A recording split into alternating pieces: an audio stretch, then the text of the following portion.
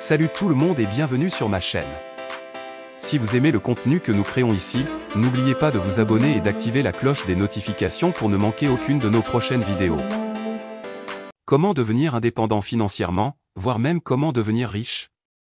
C'est le sujet du livre de Robert Kiyosaki Rich Dad Poor Dad, traduit en français par Père riche, Père pauvre, qui s'est vendu à plus de 25 millions d'exemplaires de par le monde. Dans son livre, Robert Kiyosaki partage ce qui différencie les gens qui sont dans l'abondance financière des gens qui sont pauvres en essayant de vous donner des techniques concrètes pour que vous puissiez faire partie de la première catégorie plutôt que de la deuxième.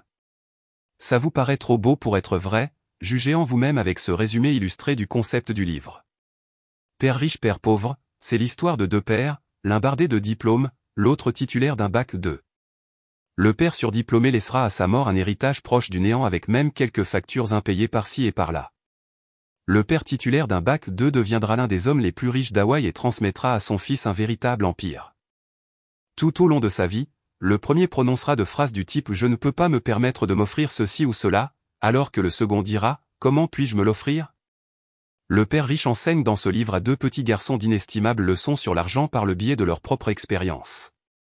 La plus importante d'entre elles étant sans doute de comprendre comment utiliser au mieux son esprit, son temps pour créer sa propre richesse. Une note, les expressions aux pauvres et riches sont utilisées par Robert Kiyosaki dans le but d'expliquer quel type de comportement est préférable pour devenir libre financièrement. Il ne s'agit pas de vous juger sur l'état actuel de vos finances et de votre richesse. Grâce aux 6 leçons tirées de ce livre, libérez-vous de la rarasse, apprenez à saisir les opportunités, trouvez des solutions, occupez-vous de vos affaires, et surtout apprenez à faire travailler l'argent pour vous et non plus à en être l'esclave. La leçon numéro 1, les riches ne travaillent pas pour l'argent. À l'âge de 9 ans, Robert Kiyosaki et son meilleur ami Mike ont demandé au père de Mike, le père riche, de leur apprendre à gagner de l'argent. Après 3 semaines passées à faire le ménage dans l'un des nombreux magasins du père de Mike pour un salaire de misère de 10 cents par semaine, Kiyosaki n'en put plus et a pensé de plus en plus donner sa démission. C'est le moment qu'a choisi son père riche pour lui donner sa première leçon sur l'argent. Certaines personnes quittent leur travail, car elles ne sont pas assez bien payées. D'autres y voient l'opportunité d'apprendre quelque chose de nouveau. Ensuite, Père riche demande au jeune garçon de travailler pour lui gratuitement. En agissant de la sorte, il veut les forcer à imaginer une façon de créer leur propre source de revenus indépendamment de leur travail pour lui. L'inspiration leur vient quand il remarque que certaines bandes dessinées qui est délaissées dans le magasin. Il les récupère et ouvre une bibliothèque pour leurs petits camarades de classe et leur fait payer un droit d'entrée, 10 cents les 2 heures de lecture. Il rémunère la sœur de Mike $1 par semaine pour s'occuper de la gestion de leur petite affaire. Bientôt, il touche 9,5 $ par semaine sans avoir à se préoccuper de la gestion de la bibliothèque. Leur première entreprise vient de voir le jour. Donc, la leçon numéro 1, c'est « Travailler pour apprendre ». Leçon numéro 2, pourquoi dispenser une éducation financière? Le fossé qui se creuse actuellement entre les plus riches et les plus démunis n'est pas dû au hasard. Le système éducatif tel qu'il est construit aujourd'hui ne permet pas de réduire cet écart. Son objectif premier est de vous apprendre à vous insérer dans le monde professionnel tel qu'il est déjà. Donc, à vous permettre de devenir de très bons employés, pas de très bons employeurs. Et cela fait toute la différence. Le système éducatif actuel n'enseigne pas non plus les bases de la gestion des finances personnelles qui ont permis aux riches de construire leur richesse. Il est de votre responsabilité de vous former, d'utiliser cette connaissance pour acquérir les actifs qui vont vous permettre de générer des revenus. Le problème n'est pas de savoir combien vous gagnez, mais bien plus combien vous parvenez à mettre de côté. La première étape pour sortir de la rarasse, c'est de comprendre la différence entre un actif et un passif. Un actif est un titre ou un contrat qui permet de générer de revenus à son propriétaire. Un passif au contraire génère des dépenses. Quelques exemples d'actifs, l'immobilier, les actions, les obligations et les propriétés intellectuelles, etc. Quelques exemples de passifs, les emprunts, les prêts à la consommation, les cartes de crédit, etc. Les pauvres gèrent leurs argent au jour le jour. Les personnes appartenant à la classe moyenne achètent des passifs alors qu'ils pensent acquérir des actifs. Et les riches ou futurs riches construisent une base solide d'actifs leur générant des revenus. La classe moyenne se retrouve en permanence dans un état constant de lutte financière. Leur première source de revenus est leur salaire, et les augmentations des salaires s'accompagnent généralement de hausses d'impôts. Leurs dépenses augmentent en même temps que leur salaire, d'où l'expression rarasse qui veut dire course des rats, qui se traduit par une sorte de course effrénée à la consommation et au remboursement concomitant des emprunts contractés pour consommer. Enfin, ils considèrent leur maison comme leur actif le plus important au lieu d'investir dans des actifs qui leur permettront de générer des revenus. Car non, votre résidence principale n'est pas un actif. Les riches restent riches et le deviennent de plus en plus car ils acquièrent en permanence des actifs, et leurs investissements génèrent de revenus toujours plus conséquents qui dépassent de loin le rythme de leurs dépenses. Voilà pourquoi votre résidence principale n'est pas un actif. 1. Vous travaillerez toute votre vie pour rembourser l'emprunt que vous avez contracté. 2. Vos charges d'entretien représentent des frais importants. 3. Vous devez vous acquitter de la taxe foncière. 4. Votre résidence principale peut se déprécier si le marché de l'immobilier chute ou si vous achetez en haut du cycle. 5. Plutôt que d'avoir investi dans un actif qui vous rapporte de l'argent régulièrement, vous remboursez vos mensualités de crédit à la banque. Autrement dit, le véritable propriétaire de votre maison, c'est la banque. Les lecteurs de cet article ont également lu « L'investisseur intelligent » si vous souhaitez réellement acquérir votre résidence principale, générez d'abord les revenus qui permettront de financer vos mensualités de crédit. Voici quelques exemples d'actifs véritables. Un appartement que vous louez et dont le loyer versé par le locataire vous permet de rembourser la mensualité du crédit contracté pour acquérir le bien. Un business qui ne requiert pas votre présence, mais dont vous êtes le principal actionnaire. En résumé, les principales étapes pour sortir de la rarasse sont 1. Comprendre la différence entre un actif et un passif.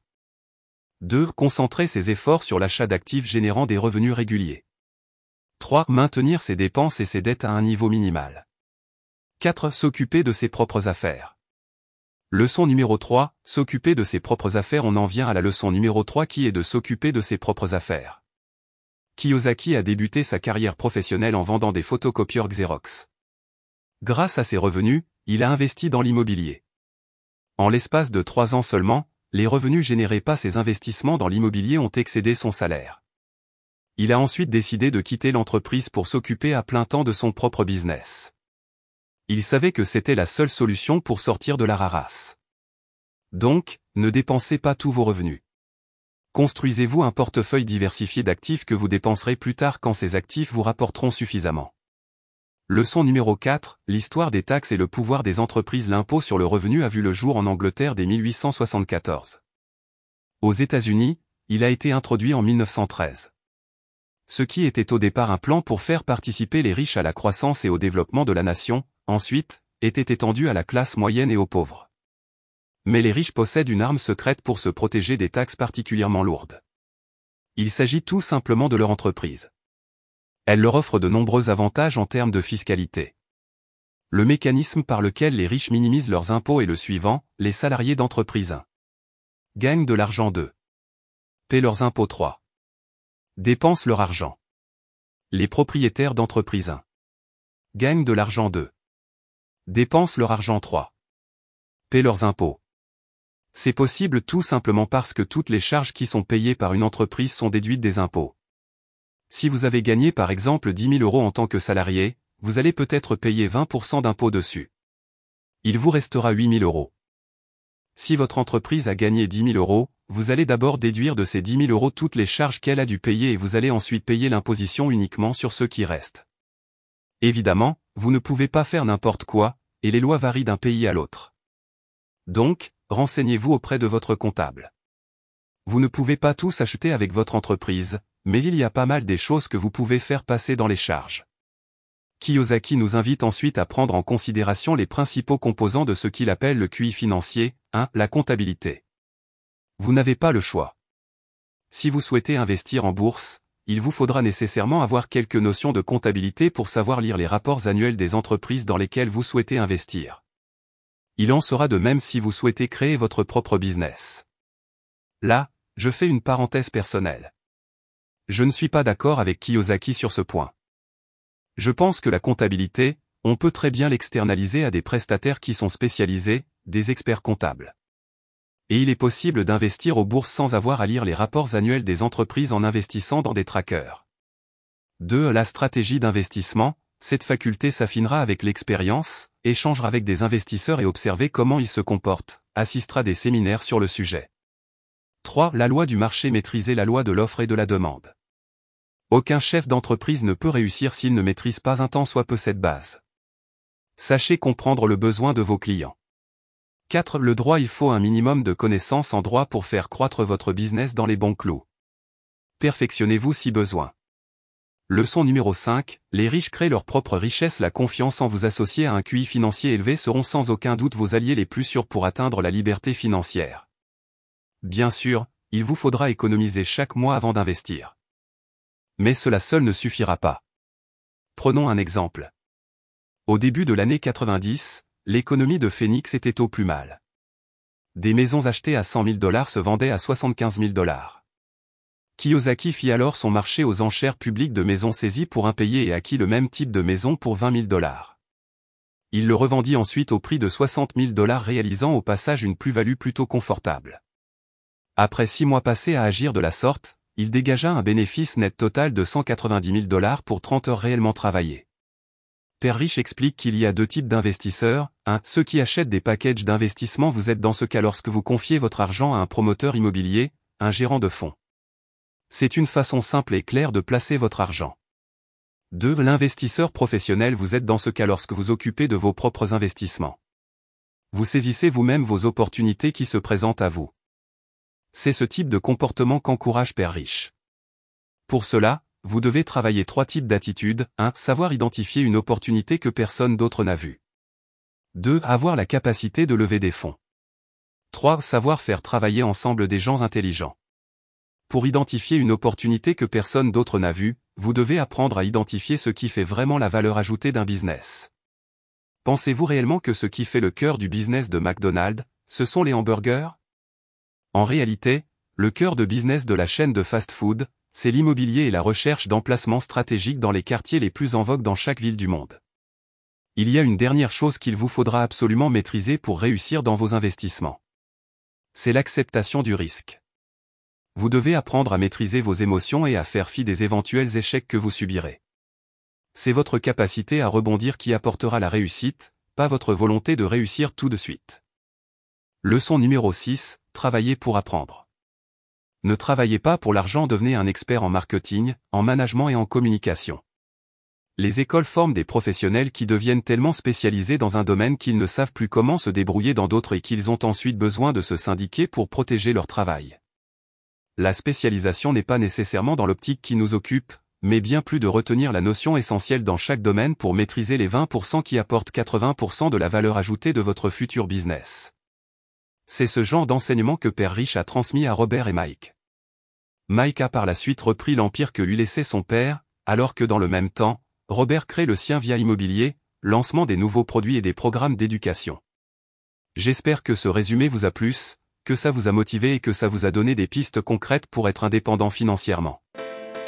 N'oubliez pas de partager si vous avez déjà rejoint notre communauté, je vous remercie énormément pour votre soutien. N'hésitez pas à partager nos vidéos avec vos amis et votre famille qui pourraient également être intéressés par l'entrepreneuriat et le développement personnel. Plus nous serons nombreux, plus nous pourrons échanger et grandir ensemble.